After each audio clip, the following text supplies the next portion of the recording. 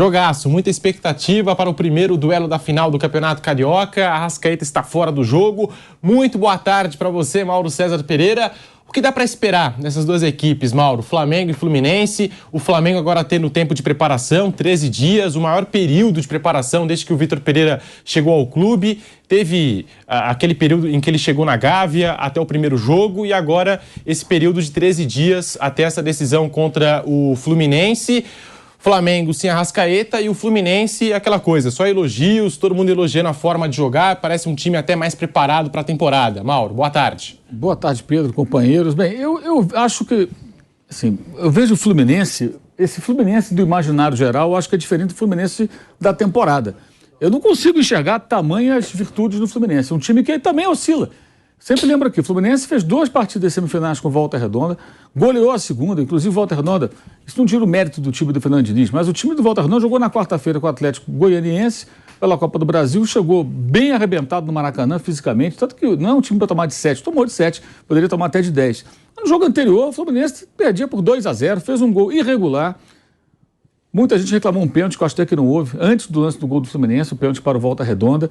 Perdeu 2 vezes para essa equipe, perdeu para o Botafogo. O Fluminense tem altos e baixos também, porque parece que o Fluminense é uma equipe super consistente. Se fosse, teria liderado o campeonato inteiro, teria pontuado mais o tempo todo, como o Bruno lembrou, fez mais pontos que o Flamengo só no último jogo. Foi um jogo muito equilibrado, acho até que o Flamengo dominou mais tempo aquela partida do que o próprio Fluminense, teve mais controle do jogo do que o Fluminense, se você somar os períodos do jogo. E na semifinal, o Flamengo passou à frente de novo. O Flamengo fez mais pontos, que ganhou do Vasco 2 vezes. Então, eu acho que é um jogo equilibrado. O Fluminense tem um trabalho mais consistente. Agora, o Vitor Pereira, os primeiros 13 dias, o dia 2 que ele assumiu, o dia 15, que foi a primeira partida dele como técnico à beira do campo contra a Portuguesa pelo Campeonato Carioca, ali ele não podia fazer muita coisa. Ele até disse na sua apresentação, eu não vou pintar a casa toda, né? Ou seja, não vou mexer radicalmente no time que eu herdei, porque não tinha tempo, ele já tinha que jogar com o Palmeiras Supercopa, logo depois o Mundial de Clubes, na sequência a Recopa, além dos jogos do Campeonato Estadual. Então ele não fez muitas mexidas. O time do Flamengo inicial dele era o time do ano passado, seu João Gomes, com a volta do Gerson, por exemplo, mudanças muito pontuais, até por troca de jogadores no elenco, partidas e chegadas. Agora não, agora ele tem feito mudanças que são mais autorais, ele tem mexido no time da maneira que ele acha que deve ser. E as mexidas que ele fez contra o próprio Fluminense, quando ele tinha vários desfalques, surtiram muito efeito no primeiro tempo, e aí no segundo tempo o Flamengo teve uma queda física, o jogo se igualou um pouco mais, o Fluminense acabou virando, mas foi um jogo até bem equilibrado, a vitória foi muito circunstancial. Não foi um jogo em que o Fluminense teve ampla supremacia, criou várias oportunidades, que o goleiro do Flamengo teve, não teve nada disso. O Fluminense empata no segundo tempo, o jogo ficou até muito picotado, muito brigado, mas sem grandes oportunidades lado a lado, e no final o Fluminense fez o gol numa jogada que foi com tudo para a pressão e acabou marcando. Uma jogada até de muita sorte, chute errado do Cano, e a bola sobrou para o Pirani, chutou mascado e a bola entrou. Mas não criou volume, não teve oportunidades. Não foi o Fluminense, por exemplo, do ano passado, quando perdeu para o Flamengo e o Hugo fechou o gol, foi 2-1. Era o Paulo Souza, o técnico do Flamengo. O Fluminense dominou completamente, amassou o Flamengo, mas perdeu por 2-1 e o Hugo fez a melhor partida talvez da vida dele, junto com aquela contra o Palmeiras em 2020. Então, assim, eu acho que é um confronto equilibrado. A ausência do Arrascaeta mostra o quão foi prejudicial para o planejamento do Flamengo essas competições no começo do ano e a falta de coragem que existe no futebol brasileiro, em todos os clubes, de assumir uma posição. Tem o Mundial, tudo dane-se. Eles tinham que ter parado o Arrascaeta naquele momento, depois da Copa do Mundo, para colocar o jogador em condição. Mas ele mesmo disse numa entrevista depois de um jogo que estava bem fisicamente, clinicamente, aliás. Ele tinha que recuperar a forma técnica. Então, não sei, está bem ou não estava bem? O cara fala que está bem, de repente o público está ainda com... Como é que é isso? Ele falou depois de um jogo, não lembro qual foi o jogo. Acho que foi até... de repente foi o jogo contra o Botafogo. Não, foi o Botafogo, ele não jogou. De repente foi o jogo contra o Fluminense mesmo, que foi o primeiro clássico do Flamengo no Rio. O Botafogo foi em Brasília. Bem, enfim. Mas ele diz depois do jogo, não, já estou bem fisicamente, tecnicamente não estou legal, preciso melhorar. Então ficou bom ou não ficou bom? Aí o problema do público voltou, ele nunca foi embora. Agora, se para o jogador antes do Mundial de Clubes, aí também é uma confusão danada. Parou antes do Mundial, por quê? Eu acho que já deveria ter parado. Chegou um momento, esse jogo recente contra o Vasco, que aí tirá-lo do time ali era impossível, porque foi criada uma situação, é um contexto, né, insustentável. Se perder para o Vasco, foi eliminado, é o fim do mundo, fim dos tempos. O Flamengo campeão da Libertadores, da Copa do Brasil, tem vencido várias competições nos últimos anos, então porque perdeu o Campeonato Carioca, é o fim dos tempos, parecia o fim dos tempos. Foi criada uma celeuma, um exagero danado, por conta de um campeonato totalmente secundário. O menos importante, talvez, desses do começo do ano, que virou uma coisa importante por todo esse contexto. Ou seja, nenhum dirigente tem coragem no futebol brasileiro de assumir uma posição como essa. Para um dos seus principais jogadores, cura o jogador e depois volta. Agora, teve uma lesão muscular, alguns dizem que está ligada ao público, outros não. Eu acho que é muito leviano alguém afirmar que uma contusão é gerada por um outro problema se você não tem um médico falando sobre isso, né? Mesmo que você escute outros médicos, mas se o médico não examinou, como é que você pode afirmar? Uma possibilidade, dizem especialistas, que é possível, que o público tenha gerado essa lesão. Mas ninguém sabe. De uma forma ou de outra, isso pouco importa, gente. O fato é que o cara está machucado, tem que parar e ficar bom. O Flamengo está sem o Bruno Henrique há 10 meses, vai voltar agora em abril. E foi campeão da Copa do Brasil, da Libertadores, sem o Bruno Henrique. Sem o Bruno Henrique, é um jogador importantíssimo. Importantíssimo. Por quê? Porque tem vários jogadores. O Arrascaeta faz falta, é óbvio. Mas tem outros jogadores bons ali e tem condições, o Vitor Pereira, de montar a equipe de uma outra forma. Acho até que ele tem a chance de, sem o Arrascaeta, ele perde no talento, mas pode ganhar num outro ponto importante para esse enfrentamento com o Fluminense, tirando como base o jogo anterior, que foi um jogo que ele marcou fortíssimo no primeiro tempo, que é ter um jogador de mais força no time. Eu acho que seria o Matheus França, um jogador mais jovem, com mais poder de marcação, também com recursos técnicos, é um ótimo jogador, embora não se compare ainda ao uruguaio, claro, é muito jovem, 10 anos mais novo, né? Tem 18, tem 28. O jogador fez a Copa do Mundo, o outro ainda está chegando no profissional. Mas pelo desempenho dele contra o Vasco, contra o próprio Fluminense, pela juventude, pela força física, eu acho que pode ganhar um pouco nesse aspecto. Porque certamente deverá ser um jogo, talvez ele mude um pouco a estratégia, o Diniz também deve estar pensando em alguma outra alternativa tática, mas eu imagino que o Flamengo repita algo muito próximo do último Fla-Flu, que é marcar o Fluminense muito forte e não deixar o Fluminense construir a partir do campo de defesa, pelo menos em boa parte do jogo, que foi a maneira que o Fluminense ficou bem desconfortável no primeiro tempo daquela partida. Eu torço sinceramente para que o jogo seja um jogo de um duelo tático, de dois técnicos que têm condições de oferecer esse duelo tático, duas equipes que podem apresentar isso, e menos encheção de saco, de jogador reclamando de tudo, caindo toda hora, pressionando a arbitragem horrorosa daquele último Fla-Flu lá do Graziani, uma coisa medonha. Aí entra o Felipe Melo no final para fazer todo aquele escarcéu, quer dizer, o cara não entra para jogar, entra para tumultuar. Aí o Gerson tolamente dá o gancho para o Felipe Melo criar uma celeuma, aí o Felipe Melo é expulso, mas ele conseguiu o que ele queria, amarrou o jogo, não teve mais jogo, o que era para ser um final emocionante ali com a busca de um gol, não teve jogo, ficou ali. Para o Fluminense foi conveniente, para o espetáculo foi ruim, então tomara que dessa vez joguem mais bola, porque embora tenha todo o discurso do Fernando Diniz e tudo, que gosta do futebol bonito, e é mesmo verdade, o Fluminense usa todas as artimanhas do Fla-Flu. Aquela coisa da pilha e tal, e o Flamengo é trouxa, porque cai na pilha. Não estou aqui a defender ninguém, não. Os dois estão errados, um porque cai na pilha, outro bota a pilha. Usa o recurso de colocar o Felipe Melo no final do jogo, que a gente sabe para que é.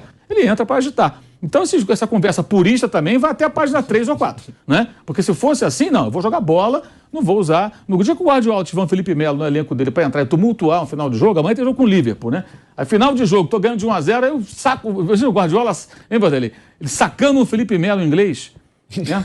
Que voltasse, por exemplo, o Roy Keane a jogar, né? Sim. Jogava no Manchester United. Entra uma nova versão do Roy Keane, assim, só para dar pancada, para acabar com tudo, criar uma confusão. A gente vai cair de pau também no Guardiola, porque tem tudo isso também, né?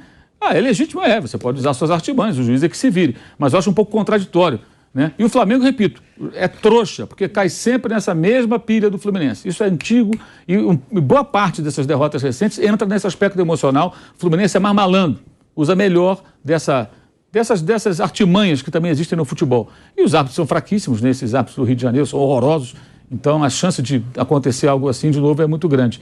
Agora o jogo tem tudo para ser bom, os jogos têm tudo para serem bons, porque eu acho que os dois técnicos mostraram já capacidade de mudar o jogo de um tempo para o outro. O Diniz reagiu bem no intervalo passado, o Fluminense é um time já treinado há mais tempo, e o Flamengo tem material humano, os jogadores se conhecem também há um bom tempo, treinaram agora esses dias todos. Acho que tem tudo para ser uma final bacana, bem acima da média do que é o campeonato estadual, que é fraco, como todos eles são muito fracos. Eu procurei aqui, a declaração do Arrascaeta, Mauro, foi depois da eliminação para o Del Valle. Ele falou, tô zerado, porque muita gente, depois do jogo, ele perdeu o pênalti, né? Isso. Fez o gol que levou para os pênaltis, mas depois perdeu uma penalidade. Jogou mal, né? Jogou muito mal esse jogo. E aí ficou o debate. A partida dele é fraquíssima. Mas o que me chama a atenção, Mauro, é que no passado a gente acompanhava os médicos dando coletiva, principalmente um jogador tão importante como o Arrascaeta. Hoje a diretoria não fala e o médico muito menos. A palavra que a gente tem que ouvir e quer ouvir é do departamento médico, é o médico. E não é uma nota, como o Vanderlei coloca, que uma nota não muda absolutamente nada, é uma coletiva, porque é algo sério, é um jogador que ganha milhões e está no direito de ganhar milhões, é um jogador importantíssimo para o elenco, Esse assunto a gente está ouvindo antes da Copa do Mundo. Ele se entregou para a seleção do Uruguai na Copa do Mundo. E aí, cara, ele volta e fica essa incógnita do que ele tem, como é que vai resolver, quanto tempo ele vai ficar parado. Isso é simples, é sentar um médico lá e falar assim, ó, vamos lá, esclarecer tudo o que está acontecendo com a Arrascaeta. Eu não desconsidero a possibilidade da declaração ter sido feita até para blindar. Tipo assim, ou o departamento médico, ou até os comentários de que tá vendo, não tá legal para jogar. Entendeu? Eu acho até entendo isso. Mas e agora com essa parada? Não, eu sei. Estou dizendo que nessa declaração, Sim, eu até entendo isso. Eu acho que, comprovadamente, ele não estava bem fisicamente, ou estava sentindo alguma coisa aí, é difícil a gente saber exatamente. Mas a atitude de tirar do time para o cara sarar, eu acho óbvia.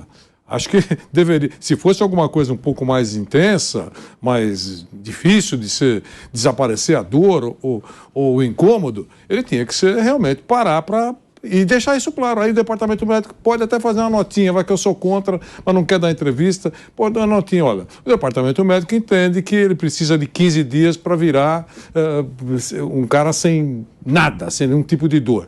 Pronto.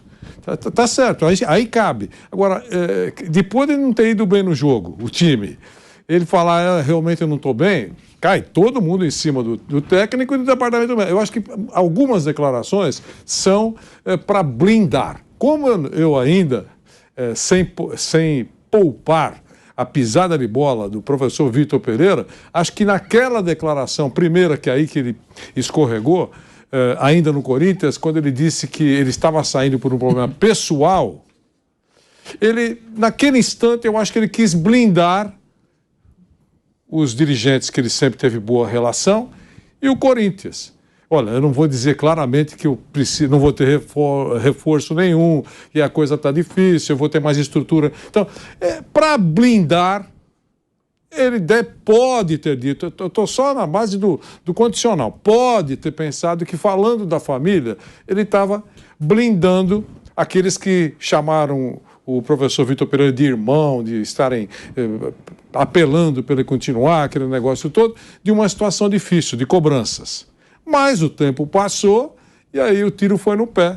Então surgiu essa imagem de que traiu o Corinthians. É isso. Bruno Prado, Vanderlei, isso que o Mauro apontou é importante. Teve confusão aí no encontro mais recente entre Flamengo e Fluminense e o Mauro falou, o Flamengo cai demais na pilha, não pode ser trouxa nesse sentido de cair na pilha do Fluminense. Esse fator emocional num clássico pega bastante, não é, Bruno? Pega.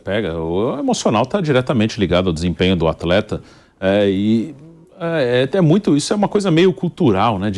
No clássico eu tenho que mostrar que eu sou melhor que o outro, que eu sou mais valente, que eu brigo mais, que não sei o quê, que eu tenho que mostrar raça para a torcida. Isso é tudo uma bobagem, né? Você tem que vencer o jogo, jogar, fazer o melhor possível, se preparar, jogar, tentar se preparar da melhor forma, emocionalmente, taticamente, tecnicamente, fisicamente e tentar fazer o melhor jogo possível, né? Mas tem muito disso, né? Eu tenho que mostrar no clássico, no jogo importante, numa final, que eu tenho raça, que eu luto, que eu brigo. E as arbitragens colaboram sim para isso, porque a arbitragem para muito jogo, os árbitros são muito inseguros, alguns são ruins tecnicamente, mas eu acho que a pior característica da arbitragem brasileira, né, dos árbitros ruins que atrapalham o jogo, é a insegurança. Muitas vezes eles erram porque são ruins tecnicamente, mas quando eles tumultuam o jogo, eles tumultuam mais porque eles são inseguros. Aí eles não deixam o jogo rolar e fica travando, e quer conversar muito, e quer parar, e quer dar satisfação de tudo. Não, tem que aplicar a regra, fazer o jogo, né? Então, muitas vezes, por insegurança, por indecisão. Aí tem árbitro que fica apitando o jogo o tempo inteiro com o dedo no ouvido, esperando o VAR ajudar ele, porque ele está com medo, ele está inseguro, ele não sabe o que ele vai fazer. E aí vira uma confusão, e os jogadores não colaboram nem um pouco, né? Então tem essa coisa de que todo mundo quer levar vantagem, todo mundo... se o árbitro é fraco, eu vou aproveitar para levar vantagem. Então tem uma coisa meio cultural, de mostrar que é raçudo, que é valente, e os árbitros alguns totalmente perdidos e inseguros, e o jogador querendo aproveitar dessa insegurança para tirar vantagem. Isso é histórico, né, Pedro? Isso aí acontecia quando os argentinos enfrentavam os brasileiros. Os brasileiros sempre caíram na pilha, né? Esse negócio de emocional é algo que pesa muito para os brasileiros. Eu acho que até deu uma leve melhorada, mas ainda estamos bem enfraquecidos com relação a isso. Eu acho que o negócio tem que jogar, é bola, é fazer a bola correr. E aí os árbitros entram na pilha, vira uma bola de neve, Bruno. Vira totalmente uma bola de neve, porque o árbitro entra na pilha, os jogadores entram na pilha, a torcida entra na pilha, a comissão técnica entra na pilha. Resumindo, a gente não tem jogo. Tem jogo que a gente fica parado 10 minutos ali vendo uma confusão imbecil de um empurrando o outro lá, que não acrescenta em nada no jogo. Então, o que a gente torce e espera para que tenhamos bola rolando, os caras indo pro ataque, os caras querendo jogo de verdade. Né? Você enfraquece uma decisão da Ibope, né? Dizem que da Ibope esse negócio de confusão, da pancadaria, da esquenta o negócio, mas isso aí enfraquece uma final tão histórica como Flamengo e Fluminense, e os dois têm time para mostrar dentro de campo boa atuação no futebol.